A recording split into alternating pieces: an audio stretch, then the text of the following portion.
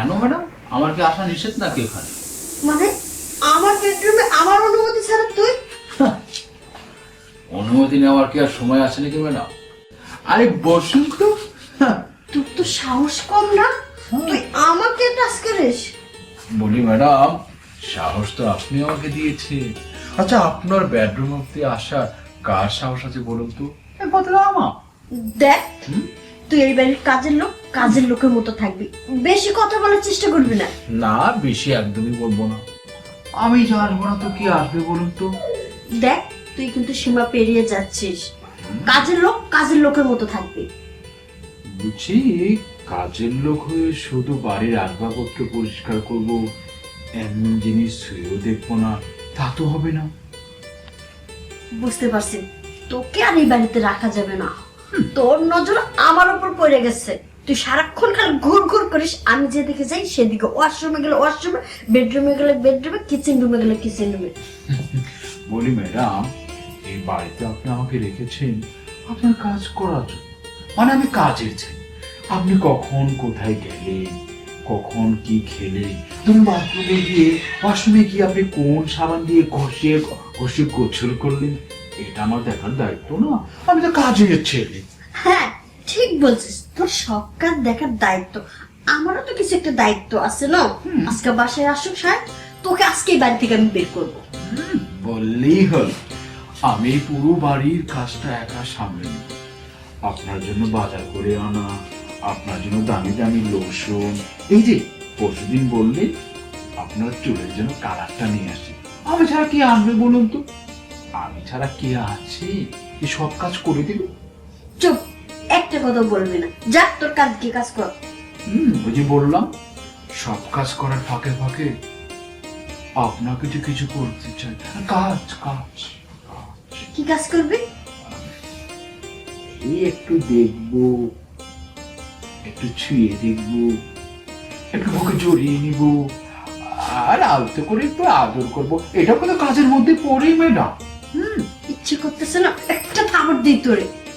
অসভ্য বেদব, কিভাবে কথা বলতে হয় এটাও শিখিস না। ও আচ্ছা, আপনি বুঝেও যদি না বুঝার ভান করছেন, তাহলে আপনাকে পুরো বিষয়টা খুলেই বলতে হবে। বিষয়টা?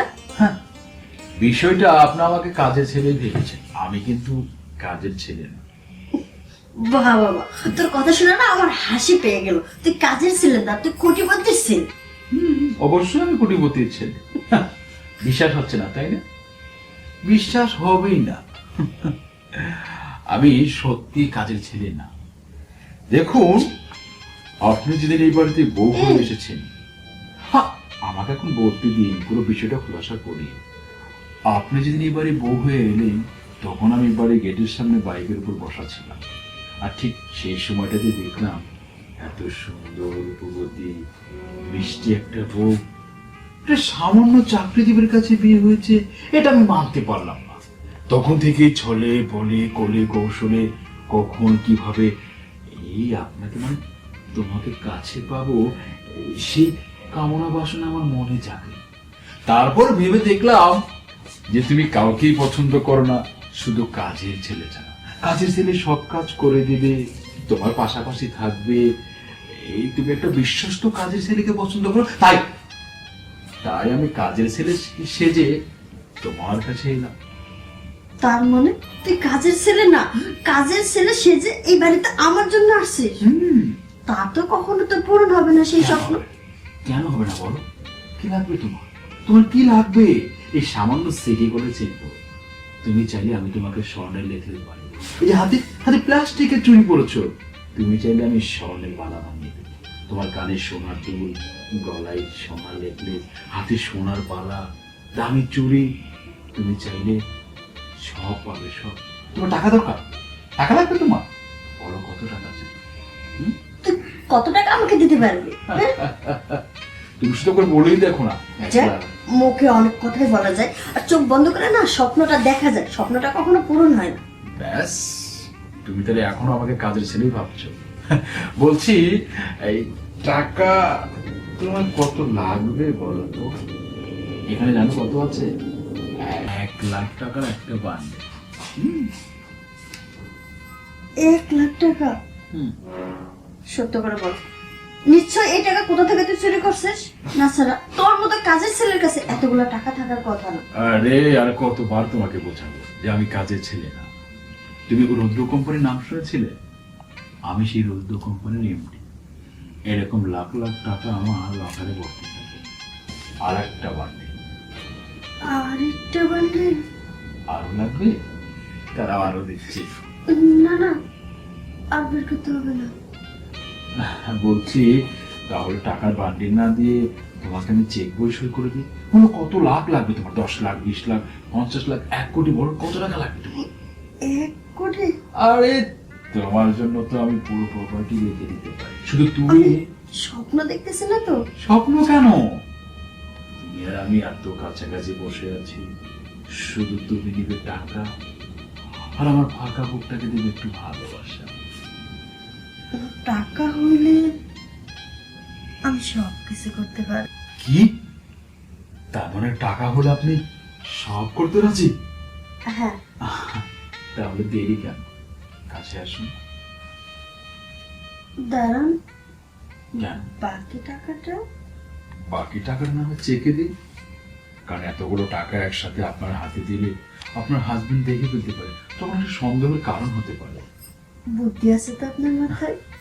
ঠিক বলছেন। এতগুলো টাকা যদি আমার হাজবেন্ড দেখে মাইন্ড করবে, আচ্ছা তো বরং চেকটাই নেই। তো টাকাগুলো রাখুন, এবার কাছে আসুন। থামুন, আর কাছে আসার দরকার নেই। কি ব্যাপার, কথা ধরনটা পাল্টে গেল?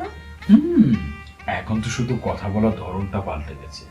একটু অপেক্ষা করুন, ধীরে ধীরে আরো অনেক কিছু পাল্টে যাবে। আমি কিছু বুঝতেছি না। বুঝবেন বন্ধু, বন্ধু এদিকে আয়। বাহ, বলছিলাম একটু এই পাশে আয়। তোর গুণধর স্ত্রীর টাকার বান্ডেলটা নিয়ে একটু সুখে সুখে দেখ।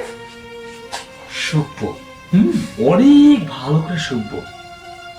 আমি ভুলে গিয়েছিলাম যে আমার স্ত্রীর এতটা টাকার লোভ। আসলে তোর সাথে যদি আমি নাটকটা না করতাম, কখনো ধরতেই পারতাম না। একটা কথা বলো না। এই সুন্দর মানুষের আড়ালে যে লুকিয়ে আছে একটা শয়তানি, বুঝতে পারতাম না বন্ধু। তুই ঠিক, আমি ঠিক না। তুই আমাকে ঠিকই বলেছিস বন্ধু, তোর স্ত্রীর সুবিধের না। তুই মারা যাওয়ার পরে এই বিশাল সম্পত্তি, দামি প্রপার্টি একদিন বিলীন হয়ে যাবে। কিন্তু আমি তোকে ভুল ভাবছিলাম। আজকে আমি বললাম তুই ঠিক, আমি ভুল। জীবনে ফর্সা মানুষকে বিয়ে করে সুখী হতে চেয়েছিলাম, কিন্তু কখনো বুঝতে পারিনি এই টাকার প্রতি তার অনেক লোভ। এই টাকা চাই। আরে কত টাকা তোমার চাই?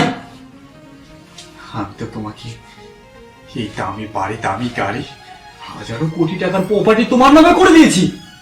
কিন্তু কেন, কেন আমার সাথে এই নাটকটা করলে? লজ্জা করে না আমাকে ঠকাতে? হ্যাঁ, আমি কি দোষ করেছিলাম? আমার সুন্দর এই মনটা নিয়ে তুমি খেলা করলাম। এই যে আমার বন্ধু অনেকবার বলেছে আমাকে, আমি শুনিনি।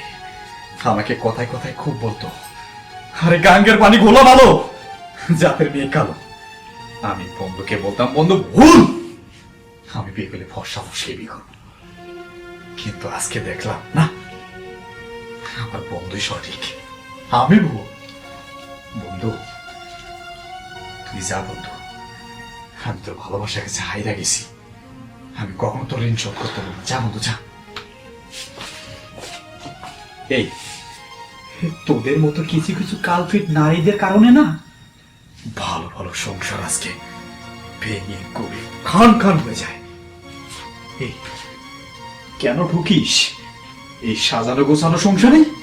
আর ঢুকে কেনই বা বিলীন করে দিস তাদের সংসার? কি দোষ করেছিলাম আমি? কি ক্ষতি করেছিলাম তোমার আমি? এত বড় একটা সাজা তুমি আমাকে দিলে। আমি তো তোমার কাছে শুধু একটু তোমার এই হাতের ভালোবাসা চেয়েছিলাম। আর সেই ভালোবাসার নামে তুমি আমার সাথে দিনের পর দিন গেম খেলে গেছো। তুমি প্রকৃত মানুষ, আর আমি মানুষ হয়ে মানুষ চিনতে ভুল করেছি। এটা আমার ভুল। আরে ক্ষমা তো আমি তোমার কাছে চাবো। তোমাকে বিয়ে করে আমি তোমার জীবনটা নষ্ট করে ফেলেছি। ক্ষমা তো আমি তোমার কাছে চাওয়া উচিত। আমার কাছে কেন তুমি ক্ষমা খেয়ে ছোট হবা? যাও, তোমাকে আজকে মুক্ত করে দিয়েছি। লোকারে টাকা পয়সা, বিষয় সম্পত্তির দলিল সব আছে। যত খুশি হিসেবের অঙ্ক কষে সব নিয়ে যাও। আমার কিছু লাগবে না, আমার ভুল আমি বুঝতে পারছি। আমি শুধু তোমাকে চাই।